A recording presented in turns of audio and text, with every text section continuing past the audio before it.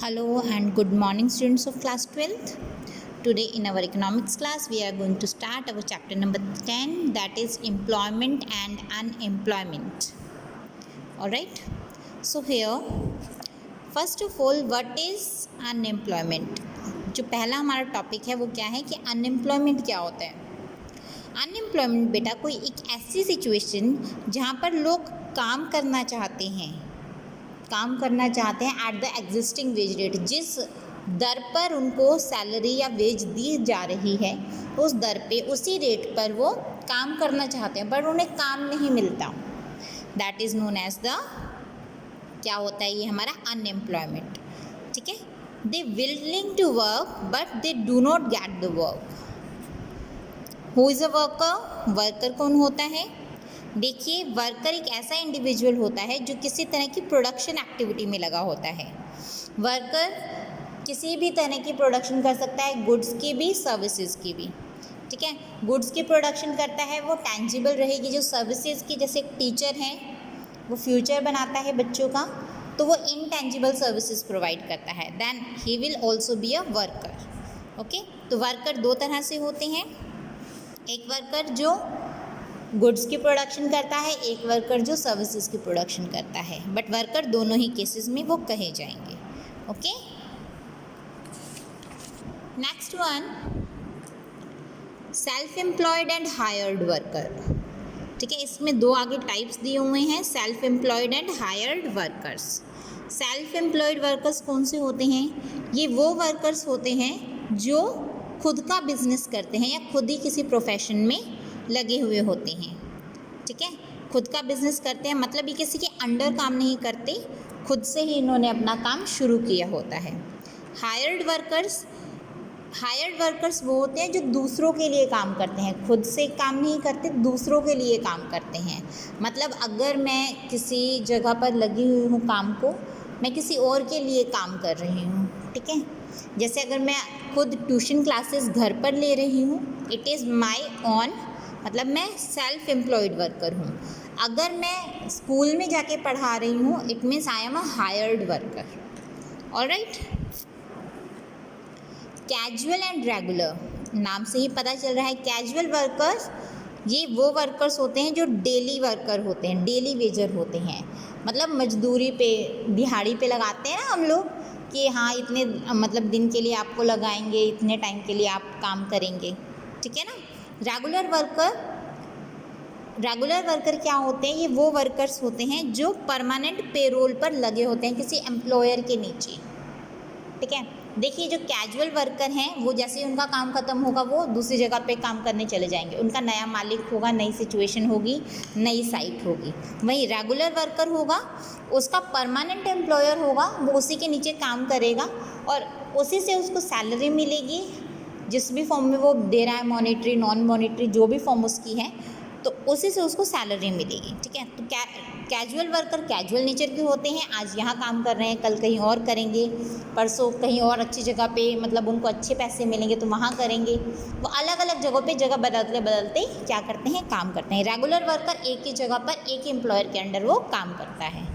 ठीक है, next is labour supply, labour force and work force. Yes, labour supply क्या होती है. It refers to the amount of labour that the workers are willing to offer. इसमें मतलब जो अभी वेज रेट चल रहा है उस वेज रेट पे वो अमाउंट ऑफ लेबर जो काम करना चाह रहे हैं.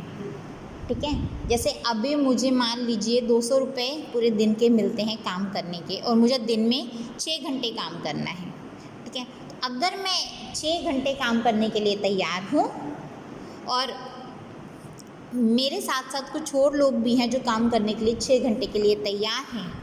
ठीक है, तो जितने लोग हैं, मतलब 5 लोग और हैं, तो 5 और 1 मुझे मिलाकर कितने हो जाएंगे, 6 लोग. तो लेबर सप्लाई कितने की है, 6 पर्सन्स. ठीक है, लेबर फोर्स क्या होता है. It is the numbers of workers actually working.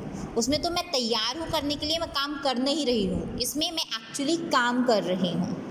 ठीक है, ये वेज रेट से रिलेटेड नहीं होता. See, there is difference between labour supply and labour force. Labour supply क्या होते हैं, ये डिफरेंट वेज रेट्स पे काम करते हैं, ठीक है। मतलब अगर 200 रुपये हैं तो 5 लोग काम करेंगे, 300 रुपये हैं तो हो सकता है 8 लोग काम करें, 350 रुपये हैं तो हो सकता है 10 लोग काम करें। लेबर सप्लाई मतलब अकॉर्डिंग टू वेज रेट ये डिफरेंट होता है। लेबर फोर्स एक्चुअली जो वर्क कर रहे हैं, इसमें वेज रेट का कोई भी मतलब नहीं होता, बस मुझे काम करना है, चाहे मुझे 200 मिले, चाहे 300 मिले, चाहे 350 मिले, okay. Supply of labour, labour की जो सप्लाई है वो इंक्रीज़ और डिक्रीज़ हो सकती है, ठीक है, लेकिन ये वाली जो है वो इंक्रीज़ और डिक्रीज़ नहीं होती according to the wage rate, क्योंकि ये वेज रेट से रिलेटेड है ही नहीं, ठीक है। कई बार आपका इसमें डिफरेंस भी आ जाता है। Next one, work force. Work force क्या होता है, it is labour force minus number of persons not working but are willing to work.